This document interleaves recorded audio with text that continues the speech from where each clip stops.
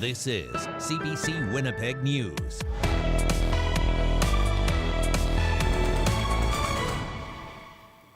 Good evening. Thanks for joining us. Janet is off tonight. 4 major church denominations are backing a landfill search for the remains of 2 First Nations women. Leaders from the United, Presbyterian, Evangelical Lutheran, and Anglican churches will all be in Winnipeg at the same time next week. They'll visit Camp Morgan and offer their support. The CBC's Alana Cole explains. Camp Mercedes, steps from the Canadian Museum for Human Rights, set up as a reminder to search for the remains of homicide victims Morgan Harris and Mercedes Myron. Now, more voices joining the call.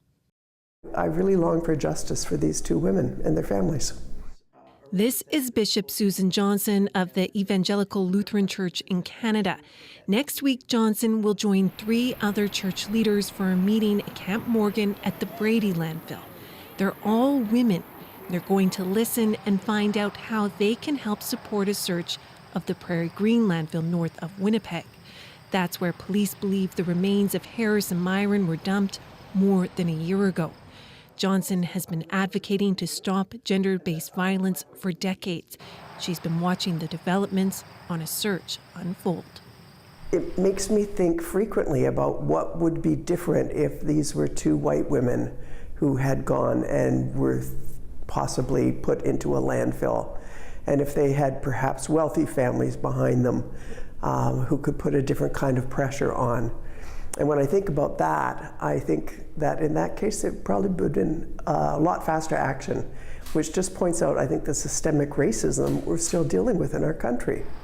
Manitoba Premier Heather Stefanson has said her government won't fund a search. The federal government says they need cooperation from the province and can't do it alone. Melissa Robinson is the cousin of Morgan Harris. She says the support coming now from these churches is huge. They all believe in the cause. They all believe that these landfills need to be searched and that these women need to be brought home. We asked Premier Heather Stefanson if her decision on a landfill search has changed. In a statement, she used the same kind of wording as a social media video posted yesterday on recent strikes, saying, as much as I would like to say yes to everything, sometimes the answer has to be no. Stefanson also said, we can all agree that this is a tragic situation and our hearts continue to go out to the families. Meanwhile, Bishop Johnson says this is only the start of her advocacy on this. Alana Cole, CBC News, Winnipeg. Now, that video by Premier Heather Stefanson you just heard about has prompted a reaction.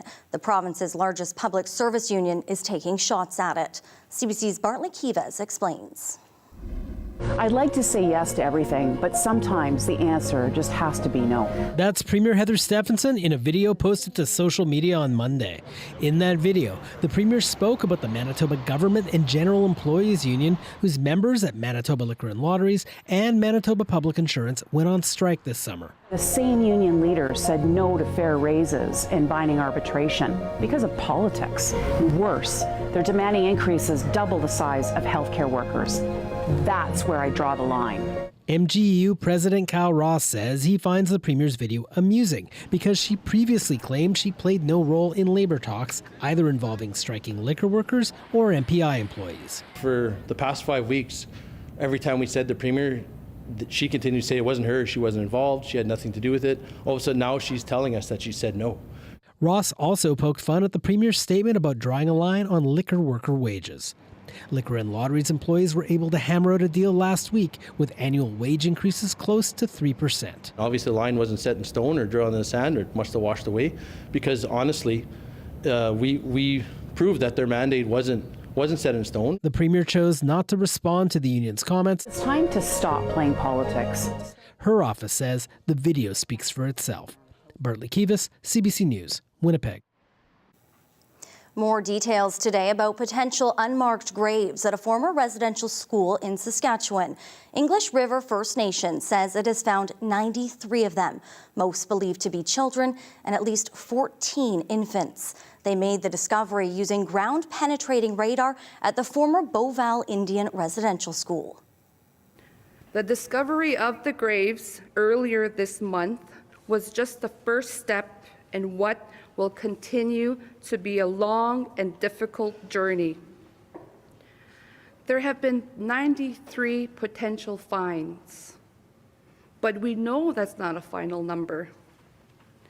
We must continue to search these sites for more of our loved ones. Chief Jenny Wolverine is calling on all governments to provide resources and support. That includes permanent funding for Indigenous healing centres. Now, support is available for anyone affected by residential schools. You can call the 24-hour National Crisis Line for access to emotional and crisis referral services. The number is 1-866-925-4419.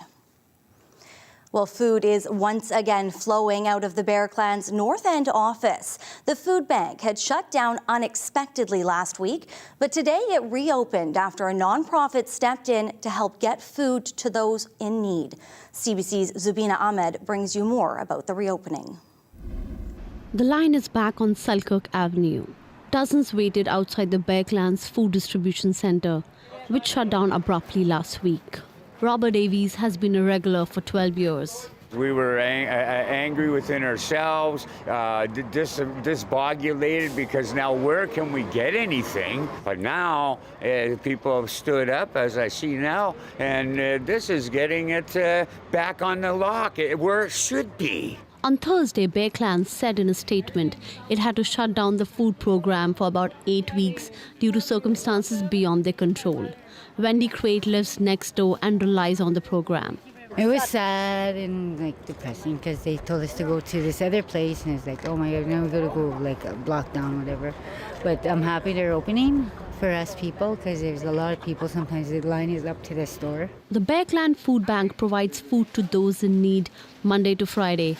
Brandy Bobbier's Community Helpers Unite Inc. stepped in to run it in the interim. She says they have worked with Bear Clan on other initiatives over the 5 years. Starting today, for the next 7 weeks approximately, will be regular food distribution. Bear Clan food distribution is back on. Everybody can rest easy knowing that same food, same time, everything is happening same as it used to. Bear Clan's food security program launched in January 2019. All the food is donated from hotels and different grocery stores. Holly Thompson has been working for 3 years as a volunteer. So we have a meal in here. These are either hot dogs and hamburgers, and then we can add those too. So we also get hot cooked lunches from the hotels donated, and then we make these bags that have fruit, sandwiches, pastries, and stuff like that, granola bars. Bear Clan is having the annual general meeting next week. CBC reached out to them but has not yet heard back. On their Facebook, they thank Community Helpers Unite for stepping in to support them. Zubina Ahmed, CBC News, Winnipeg. Well, get ready to watch professional women's hockey early next year. Today, the newly formed PWHL announced the original 6. Teams will be in Toronto, Montreal, Ottawa, New York, Minneapolis, St. Paul, and Boston. Here are the first steps. Well, as of September 10th, we'll have 18 players that will be assigned to the 6 teams, 3 per team.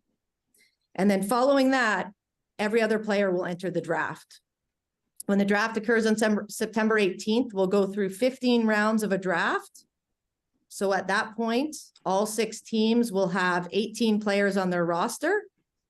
For all players that don't get drafted on the 18th, they ultimately will become free agents.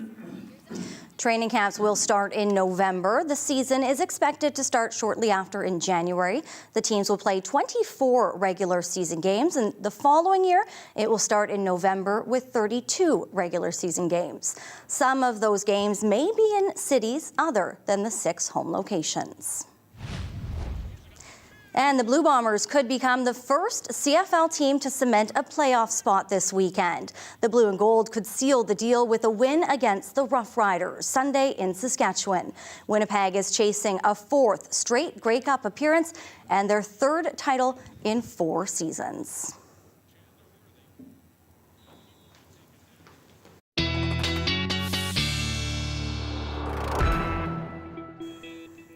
And John Sauter is back with us today. And when I stepped out of my place this morning, that smoke just hit me. But by this afternoon, really it seemed to disappear. Yeah, it did clear out. A lot of this is to our benefit, but not so much in Saskatchewan, as I'll show you.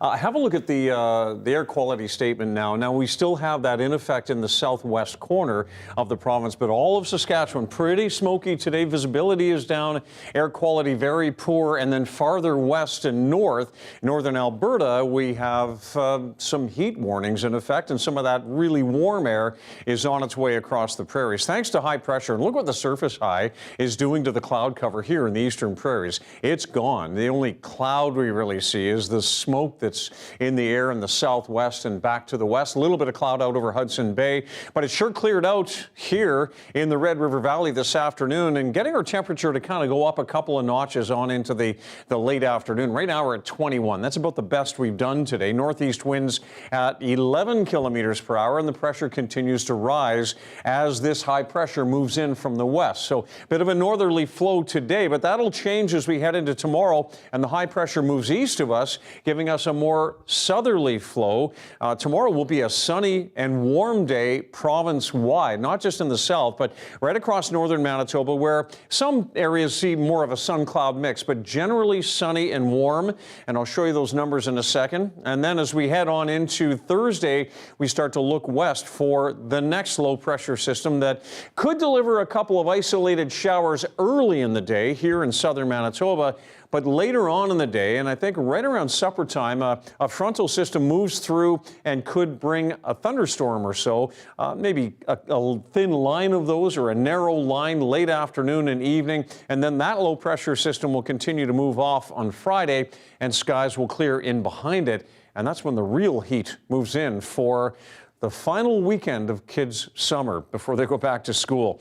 10 degrees tonight under clear skies, light winds, 12 degrees in the morning.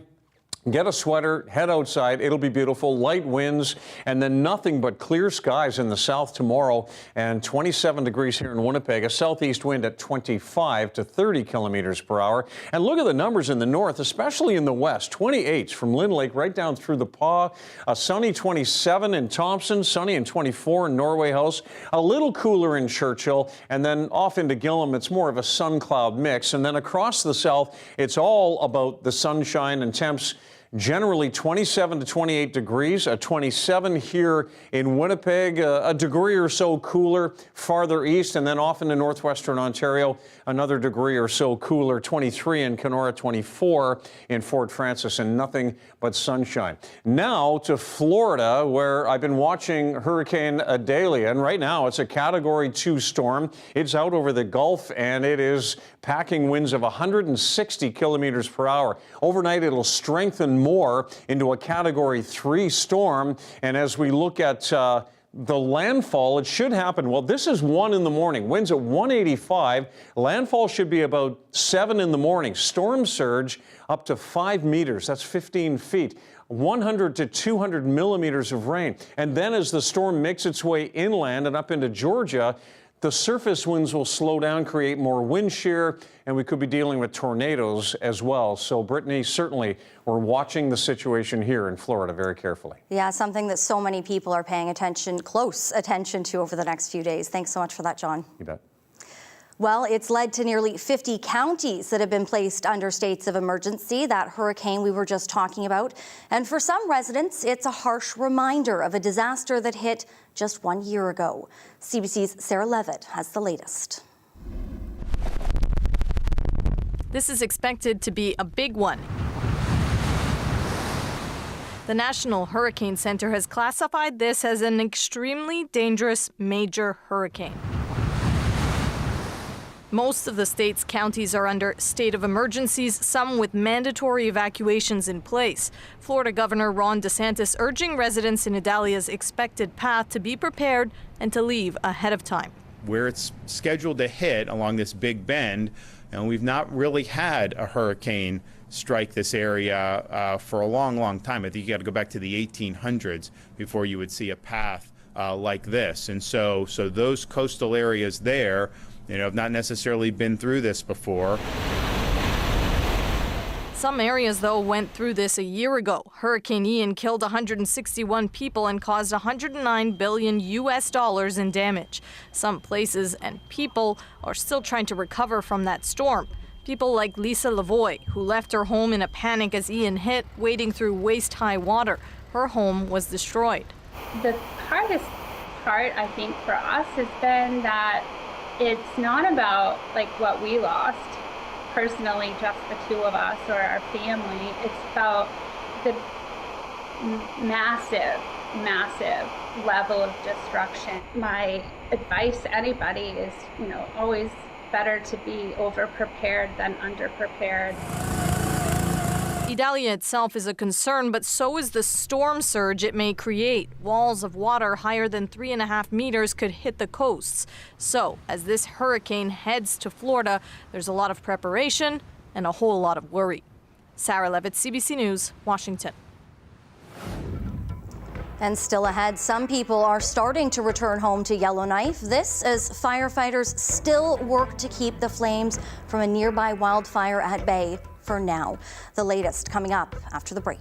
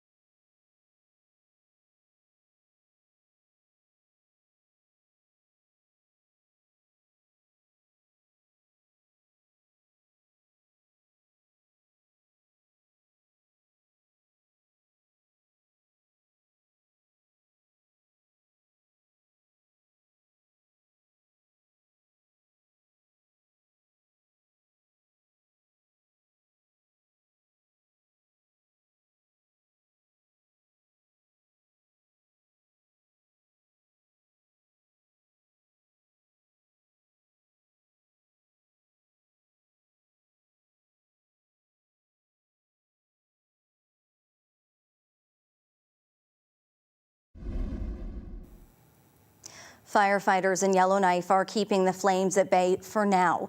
The city is starting to bring back some people, but as Juanita Taylor reports, the evacuation order remains in place for most residents. Evacuees from Yellowknife have been staying in hotels across the prairies, including Calgary and Edmonton. What do you want to do later? Caitlin Murdoch, her husband and 2 young children are in a hotel in Alberta's capital. She's gotten used to organizing her tight space, but as an essential worker, she knows the call to return home will be coming soon. I'm assuming I'm going to get a phone call or an email when I'm told that I need to go back. But is it tomorrow or is it in 4 or 5 days from now? It makes a difference for me for planning. Yellowknife's mayor says she still doesn't have a firm date on when everybody will be able to re-enter. The city has to prepare, first by getting the essential service personnel back into Yellowknife, and then getting everything back up and running. The distance making it a challenge. It's days, but it's not 1 or 2 days. You know, we need to get people to drive back, and then we need to get the services up, and then we'll be able to welcome people back. Another issue is there are still fires burning near the highways that people will need to take to return, including the blaze that continues to threaten the town of Hay River. For now, the mayor is hoping residents will sit tight and begin getting ready for the journey home. Juanita Taylor, CBC News, Edmonton. Now, this has been an unprecedented wildfire season right across the country, and it's not over yet. Many communities are only just starting to assess the damage. As they tally the costs, more and more attention is focusing on what can be done to prevent wildfires from destroying homes. And there are growing calls for changes to how homes are built. CBC's Kayla Hounsell has more. This is all that's left of Alice Fisher's home, destroyed in the Nova Scotia wildfires back in May. It talks about the flames traveling quickly. She's been looking into options to build her new home better. After living through what we've lived through and feeling that numbness. This home has hardy board siding, and so if the fire approaches, this siding will not melt. Paul Kovacs has been researching how to make homes fire resilient for 25 years. He says siding is just one part of it. People should also have fire resilient roofs and decks. I still dream of the day when wildfire protection becomes part of the building code and a requirement for all the new homes going up all across Canada. Canada does have a board responsible for national building codes. There's nothing in the codes to address wildfire protection right now. Climate change adaptation is a priority in the works, but the new codes won't be ready for another 2 years. In the meantime, there's nothing stopping provinces and territories from creating their own requirements. This is the first time that we've had this many homes lost to a wildfire, and I really hope it's the last. Pam Lovelace is the municipal councillor responsible for the Halifax district that lost 150 homes. She's asked staff to look at strategies to mitigate risk. I think it's important for us to consider that. We don't know what the cost will be. We don't know if the materials are even available. Kovacs says these measures generally cost between $5,000 and $10,000. After the fires in Lytton, BC 2 years ago, the federal government provided grants to homeowners building fire-resistant homes. It's all about whether we want to pay a cost up front for all these fires, or do we want to be proactive and get ahead of it? Fisher says she's considering it. Anything to provide a measure of safety after losing everything. Kayla Hounsell, CBC News, Halifax. A dozen new charges have been laid against a man who's accused of selling a lethal substance to people who are at risk of self-harm. Police from across Ontario have added to charges already laid by Peel Regional Police just east of Toronto. We will not tolerate criminal actions by those who prey on vulnerable individuals in our communities, and we will hold those responsible accountable. Mississauga resident Kenneth Law was initially charged with 2 counts of counseling and aiding suicide. Today, Peel Police announced a 3rd count with Durham Region London, Thunder Bay, Toronto, Waterloo and York region, bringing the total to 14. Law is accused of using several websites to market and sell sodium nitrate, a substance commonly used to cure meats that can be deadly if ingested. It's believed Law sent more than 1,200 packages to more than 40 countries. Doctors in Australia are revealing today that they found a live worm in a patient's brain. Here's the reaction from a physician called in to help last year when a neurosurgeon made the discovery. Something this large, 8 centimetres, and wriggling around, and something that had never before been seen in a human being, was certainly something we'll never forget. Now, the worm was in the brain of a 64-year-old who's been suffering from memory loss and depression. This kind of worm is usually found in pythons. The patient received treatment and went back home. Doctors say they're keeping a close eye on her. And coming up, John Sauter will be back with a look at the 7-day forecast, and we'll bring you your daily lift. Stay with us.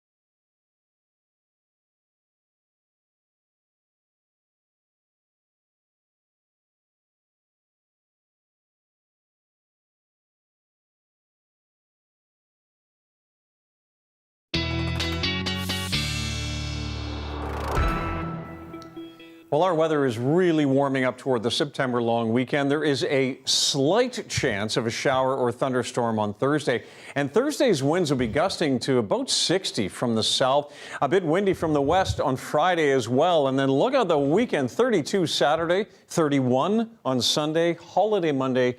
We have a chance for more showers or storms. And, you know, with all that's going on in the world, sometimes you just want to see something a little more positive. Oh, isn't that right? And now you can see it all over the sidewalk. Here's your daily lift.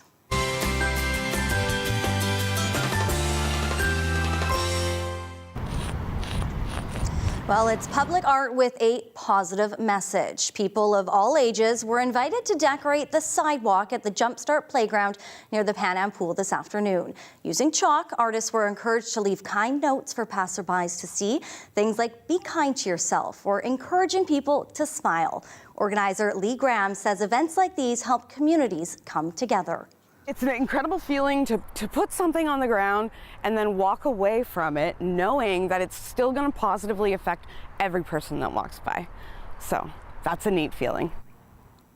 And you can find information about future events by following Chalk Your Heart Out on Instagram. You know, that would make me smile. Right? You know, just walking along a sidewalk and, hey, have a smile. That would make me smile. It'd be nice to see the kids doing it too, like we saw in that video. Absolutely. So there's your smile. We hope you have a wonderful evening. We'll see you back here tomorrow. See ya.